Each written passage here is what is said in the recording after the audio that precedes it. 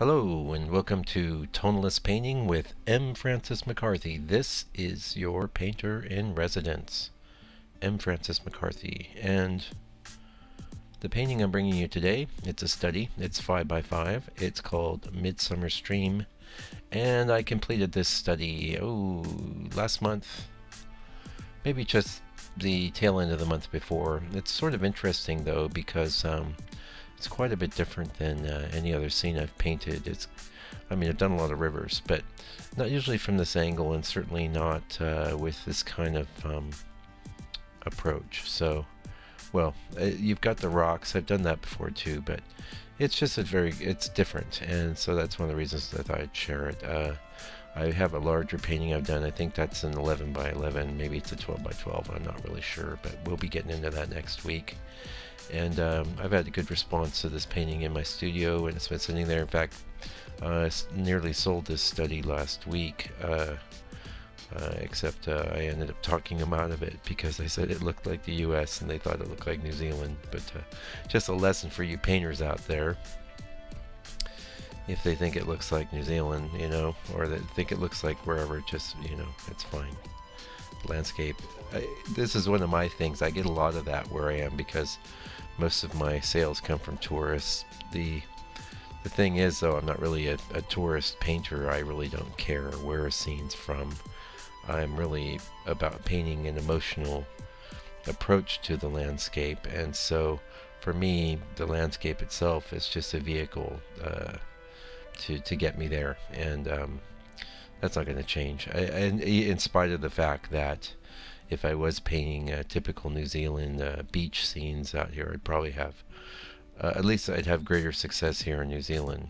Whether I would in general, I don't know. But it's important as an artist to follow your passion and your muse. Really, you have to. The muse, of course, is a hard thing to define, but you know it when it's missing. How about that?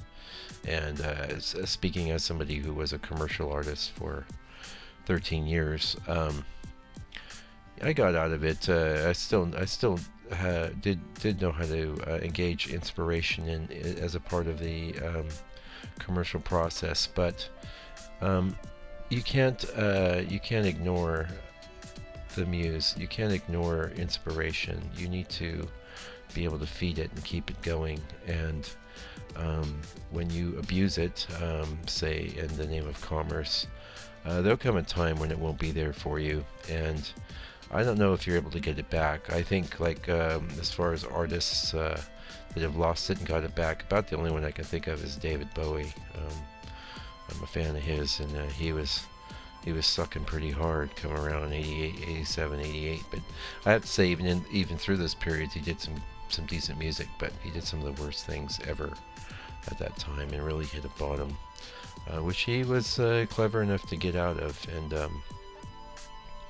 I don't think he ever truly followed commercial interests after that. And you can't. That's the thing. When you harness yourself to commerce, it's a double-edged sword. On one hand, yes, you're making money. On the other hand, why are you even doing art? If it's really just for the money, there's a lot of things you can do that would make you more money than trying to be an artist. That's what I always remind people about. Today, busy day here at the house. We have a third room, which my wife was using as a sewing room, but we've cleared out a lot of the fabrics and stuff she had in there, and I'm setting up a photography area for this online Etsy. Someone told me it's pronounced Etsy project, and we'll see how that goes. It was pretty much just a full job getting it emptied, but I'm gonna have a nice little table set up with maybe a couple plants and be able to show the pieces in a nice light, probably on an easel or something like that. But so this is probably coming a little late today, but that's okay. You're gonna get it before the day is over, and I think a lot of you tend to tune in over the weekend. It'll be your Sunday tomorrow. Speaking of, what day is this? Good question. It's September, I think, 17th today, and it's a Sunday here in New Zealand. Been a good day. I was in the studio yesterday, did a few things. One of the things I've been doing is, as I mentioned yesterday, I have a pile of about 32 5x7 paintings that some of them are really old. They go back to 2012, and they're just, falling short of the mark. They didn't sell back in the day. And I was a lot more half-hearted as a painter back then. I didn't inject as much contrast. I still painted dark, but I didn't have areas of lightness in my paintings like I do now. Like you can see, I'm popping in this very light river and this very light sky into this painting. And I've come to terms with, I like to think I've come to terms with painting fairly dark. It's just, I don't actually think about it when I'm working. I'm just doing my best to get things across in the best way I can. They do end up looking a little dark sometimes. They need a lot of light, and if you're into glazing and stuff, it's good to keep in mind that paintings that have been glazed will require more light than paintings that haven't. If you're working with a really upfront opaque style, you can get away with lower light. And I think a lot of the reason why Impressionist work is done as well as it has is that so much of what constitutes contemporary design is light and bright and contemporary with clean edges and stuff, and a lot of white, and people aren't doing really these dark antique looking types of decor too often, but it's a fact that that this is where my paintings look the best, is in places like that, and they look good in gold leaf frames and stuff. And speaking of frames, I've brought in some new little frames for my Etsy project, and gonna be nice. I also was talking about yesterday, I did maybe I started to get into it, did a little 3x3 on a textured board, and it looks like I'm only going to be doing about 8 of these 3x3s because it's working out, but I'm thinking 3.5 by 3.5 would be better. Still quite small, something you could put on a desk or a table or a bureau or a mantle, or that's sort of the purpose of these very small paintings. But give me just a little more elbow room, because at that 3x3, it's a miniature, all right, I'll tell you. I was pretty happy with the painting I did yesterday, very small, and I will be doing 8 of them because I bought 8 frames. So, and we'll be maybe selling those on Etsy, maybe not. I might just have a couple on there just to give people some variety. There's some galleries around here in town that I've kind of got some of these earmarked for, and it's sort of an experiment. I've had a theory kind of bouncing around in my mind for a while that something like this might do well, and I bought a small painting off of an artist about 4 years ago that's a 3x3, just of some mushrooms, very simple painting, in a really nice little gold leaf frame, which I wish I could find the supplier for, but it's nice because it has little compo corners and stuff. But we'll see. We're gonna take it a day at a time there. I talked also yesterday, I know, about the ongoing issues with the texturizing the boards, and I think I've become a pretty adept at it. I've got a pretty good compromise. It requires a few extra steps, but those extra steps, the problem is like you could cover the whole board with gesso and then just turn it upside down and push it down against a piece of paper, and you'll get a texture. You'll get a stucco-y type of texture, but it's going to feel, even though that's not a mechanical process, it's going to feel very regular and not really what I'm after. I'm after something that's organic feeling, and about the only way I can think to do it is by applying it in an organic way with many different steps. But I do have some photography to do probably this week. I've been putting it off. I have some larger paintings that are done that need to be photographed, but I've had so many other things going on that I haven't got around to it. But I will.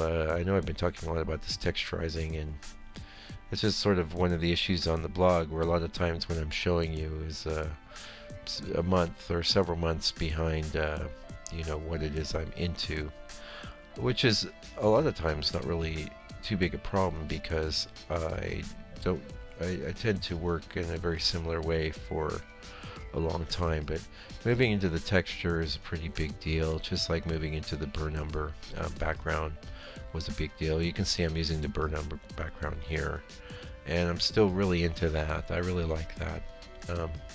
Can't say it'll be forever. I may go back to the burnt sienna at some point. When I do, it'll be really fresh and new again. So I think it's good sometimes to change things, not to, and I'm not the kind of person that changes things just to do it.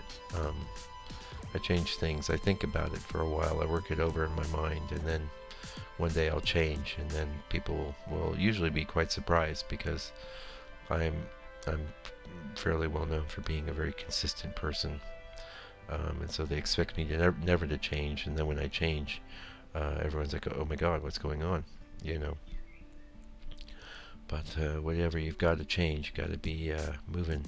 Again, I think that's part of the inspiration or the muse. You know, when these ideas bubble up from the subconscious, you know, you ignore them at your own peril. And things like the texture, like I mentioned yesterday, it was very much sparked by how much I enjoy working on top of paintings that are failures. Not that I enjoy doing paintings that are failures, but I really enjoy the sort of finish that you get when you do a painting over the top of an old painting. It just has a lot more character to it, and so this is me sort of wrangling with that and trying to find a way to how to integrate it into everything I do, instead of just the you know, the few paintings that are bad that I paint over the top of. To be honest, I'd much rather have 0 bad paintings, you know. Anyway, let's see this is a longer video. I think we're just hit the 10-minute mark. I can always tell when I hit that 10-minute mark because I start going, oh, what do I want to talk about?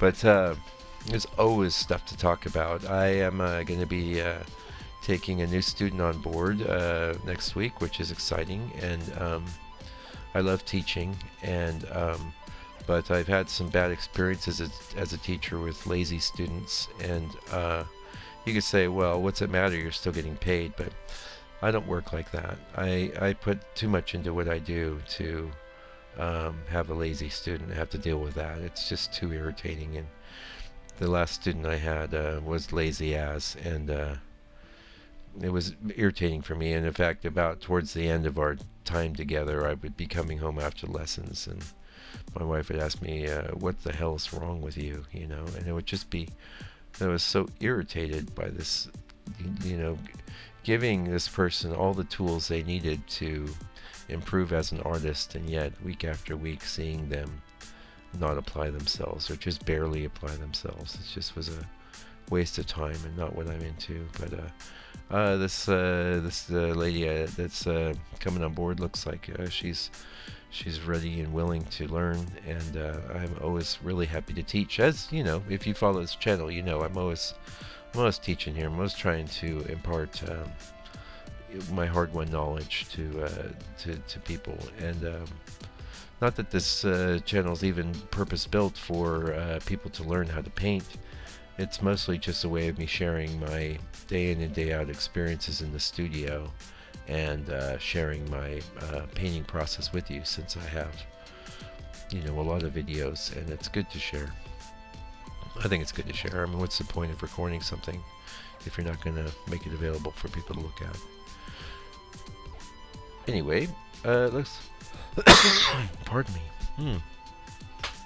Sorry about that. A little dry throat there. We're getting close to the end here. If you're digging this video, please click subscribe and follow my channel. That sounds like a win-win for both of us, because I will keep providing nice videos with commentary, and you can come look at them and maybe integrate some of the things I say into your process. Or if you're not a painter at all, you can just enjoy watching someone paint and ramble.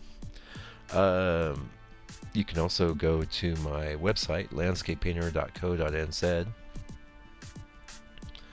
and you can follow my blog there. So we'll see you next week with another video. It's going to be, I think, day 16 or 17 of, no, 17 of 25 Days of Tonalism, Volume 2. So come back for that. And meanwhile, please take good care and stay out of trouble.